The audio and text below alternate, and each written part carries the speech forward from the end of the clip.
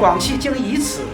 合作作為新起點，實現科技廣汽與科技全運的深度融合的同時，也將攜手15運會，為粵港澳大灣區高質量發展和汽車強國建設貢獻廣汽力量。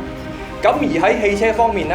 我哋係非常之高興呢，係得到廣汽集團成為我哋整個全運會嘅唯一合作伙伴。